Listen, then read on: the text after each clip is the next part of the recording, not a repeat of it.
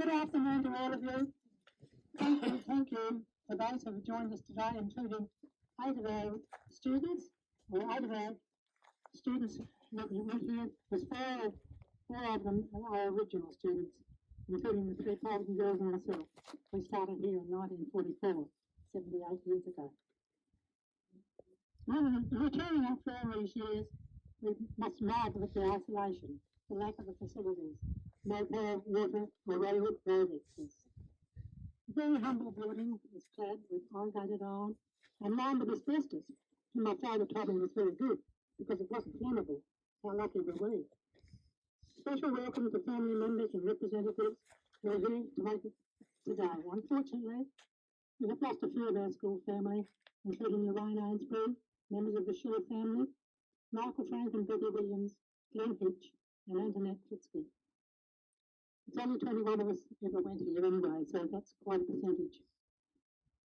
I'm lucky to have met a lady in leaving service at Waterloo Corner.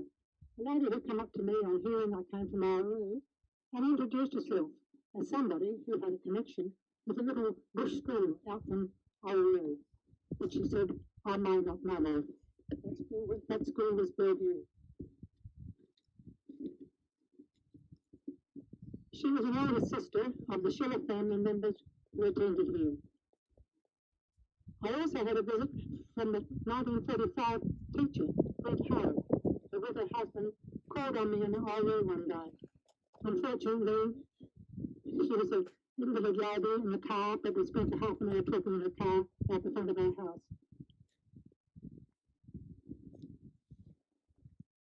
Before introducing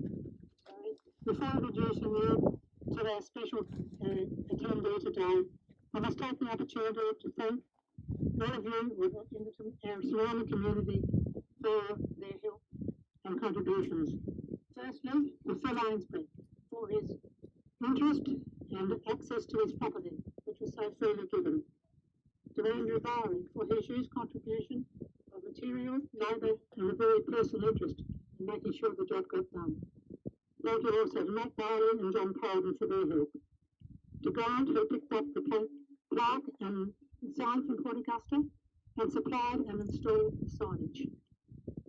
Thank you all to the Leo Case family for their special support. And supplying the van today for afternoon tea, which we'd like you to join with us afterwards. And for Rob installing the plaque first. Thanks, Rob. And us partners for their help, their continuous support throughout the whole process and enthusiasm to make sure everyone connected was contacted personally. If I have missed anybody or anyone's contribution, I apologise, but thank you again anyway. After the completion of our formalities, anyone wishing to say a few words, if they wish, or to recount memories, are welcome to speak. Now I'd like to get to the important part of our celebrations. I'd like to welcome our special guest from the United States of America, Derek Barley, to address us and to unveil the plaque and so on. Thanks, Derek.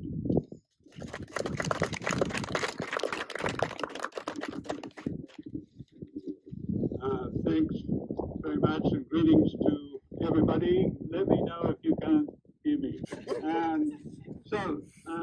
It's really great to see so many people. This is the biggest crowd ever at Belle Vue School in its whatever 80-year history.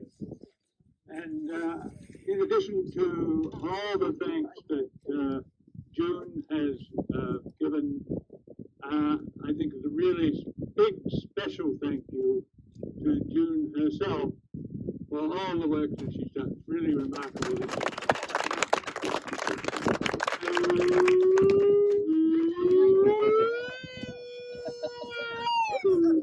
And June, I know that where's June? Yeah, June, I noticed you didn't have a hat. So I brought a special hat for you. I have one for each of the former pupils of Belle Vue School and a couple for honorary members of honoring students of Belle Vue School, and I think I'll give them to Andrew. Where's Andrew? For all the work he's done, and then to Phil, because Phil has Amesbury have provided the land for the school for so many years. So,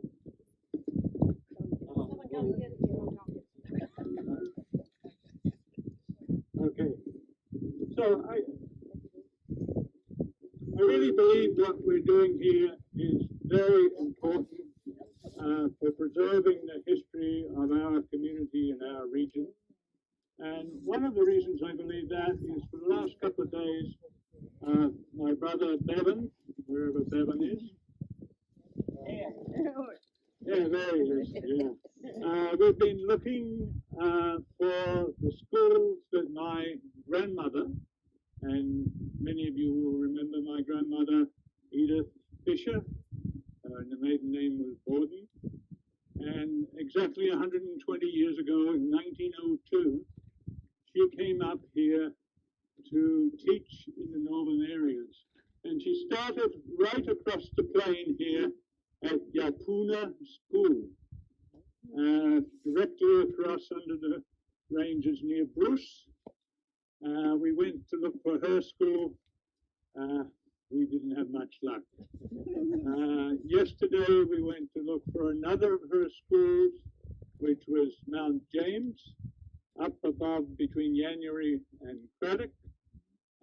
We had more luck, but mainly because we've had one of the two people probably that knew where that school was, Mount James, and that was Ian Fisher, who was on his property. He knew where the school was. So by putting a plaque here, commemorating the location and history of this school, I think you're making a great contribution. And I think I should also mention, speaking of my grandmother, we in Belle Vue School, we had an interesting life, but my grandmother, over 100 years ago, they were truly pioneers. These were young women. There was about 150 of these schools in the region, one teacher school, bush schools. There were 85% of the teachers were women. They mostly came from the town, not from Adelaide, but from rural towns. My grandmother grew up in Port Augusta and Port Pirie, and they came out to these schools, and they were just as much pioneers as the farmers and the others that came out here to settle these areas. But their contribution in terms of the education of the people of this region has not been truly recognized. By the way, she went on to teach at Erskine after that and on to Milcowie. So we'll look for those sites as well. Okay, so moving on to Belle Vue School. It was one of the last of these bush schools, at least outside of the townships. So it's historically important for a number of reasons. And one of the interesting things about Belle Vue School is it opened in 1938. That Belle Vue School was opened after the Education Department had established a policy to reduce the number of schools, to consolidate schools, and into bigger schools. So Belle Vue School was one of the last of these bush schools to be opened. And I have a little history here, and I'm hoping you all contribute to it. But the idea that why it happened in 1938, and I won't go, but for reasons of time, I won't go into that. It's significant in a number of ways. For the whole 16 years of this school, we have the journals, teachers' journals, almost a day-by-day account of the life in the school, at least from the teacher's point of view.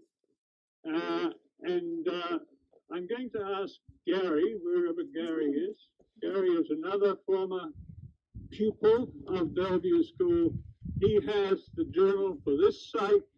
He's kept it for 70-something years. And I'm going to ask him to present it to the chairperson of the Oru Historical Society, Ray Sims, sitting right behind him. Yep. Where is the Oh. chairperson? Clear. Thank you very much. Good. So we've passed on that legacy. Belle Vue School was also significant in that, like a lot of these schools, it was built to be moved around. So it was corrugated iron, it could be pulled apart. So the first site was about, I think, 4 kilometers north of here, and then it was moved to this site in 1944. And then in the end, the parents who had been so good at keeping this school going couldn't decide where to move it next, so it was closed in 1954.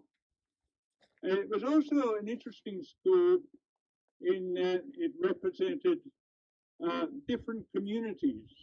So we came from the Aurelia side over here, the Poldens came from the Orchard side, and we had people coming from the Hammond side, straight up through the Blue Bush paddock here, and then people coming from the Mukra side, like the Schillers. So it was an interesting mix of these communities, and in fact, 3 different district councils. Those of you who are not aware, this boundary line with Pinda, District Council of Remarkable, is right over here. The District Council of Oru, what used to be Oru, is right over in that corner.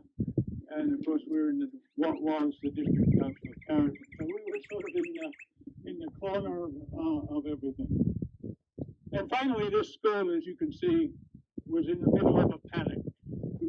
And I want to read what my older brother, when I wrote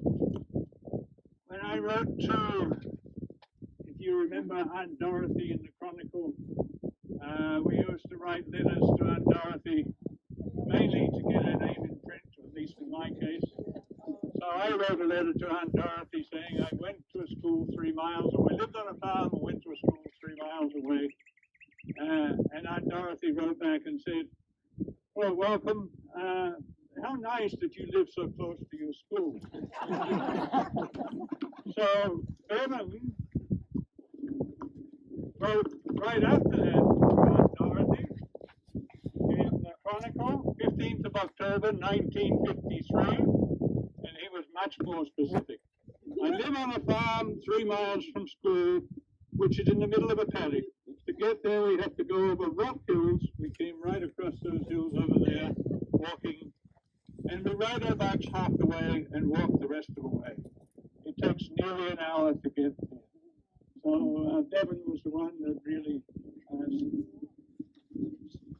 set us all straight on the location of a school in the middle of a paddock. The school was, I think, and maybe some people would not agree with me, was, I think, relatively good on the basic education, the 3 R's, writing, arithmetic, and reading. We didn't do too badly, I think, on geography and history, social studies. We were pretty bad on, I think, on arts and crafts and music. And of course, sports was very limited, with about an average of 6 to 8 students here. It was very difficult to have team games and so on. And I was in the younger part of the school. The older part of the school was 3 boys, and the younger part of the school was 3 girls and myself most of the time. So I'm very good at hopscotch and skipping and so on, because that was the only way for me to participate in the games. I think we would all agree that this school, which is the legacy of the schools that my grandmother taught at over 100 years ago, was better than correspondence school. At least my parents, both my mother and father, did all of their education practically by correspondence school. And certainly I think our education at Belle Vue, although not far from optimum, was better than going to correspondence school, and certainly better for the mothers who had to supervise correspondence school. And I think in some ways, when I look back at it, those of us who lived on that side of the range of hills and went to Oru by school bus, a private school bus, and Joan Ellery, I saw Joan and her husband Ross, they were very forward-looking in getting the parents together and establishing a private school bus 4.5 miles from our house. And I think that was certainly very positive in terms of enhancing our education. And finally, I think we all have memories. Some of those memories are good, some of them not so good. Perhaps a lot of the school journal is on getting to school, and I certainly have my personal memories. The day I turned 5, the school was lacking numbers, and I was told I had to go to school to keep the school open. And so at 5 years old, I was running up and down this hill here, Monday, Wednesday, and Friday. I could have a rest on Tuesday and Thursday, but I think my parents said I had to keep the school open. I think they were also happy to get rid of me. But some people came in from this side by horse and cart, the Williamses particularly, and others by bicycle from that side, the Poldens, I think mostly by bicycle. And so a lot of the school journal is about the adventures that we all had in getting to and from school, and there were many. And there was also a lot of uncertainty because we had no telephone, and with many cases where we would arrive at school and there'd be no teacher. And then we had to decide, the rule was that we could go home after 10 o'clock in the morning if the teacher didn't arrive, but nobody had a watch. So the older children would estimate the time, and then Evan reminds me we finally put in a sundial to help us tell the time. I think we were very liberal in reading that, and we often got out before 10 o'clock. And there were other cases where the teacher came and there were no children here. And then the teacher had to decide what happened. Were we all sick, or was it something to do with the weather? And then finally, in terms of the getting to and from school, we could always see the storms and rain. In the 50s, it really did rain. And we could see the storms coming, and we would have to estimate if that rain was going to come, and particularly the people this side had to cross a creek, and whether the teachers should release us early.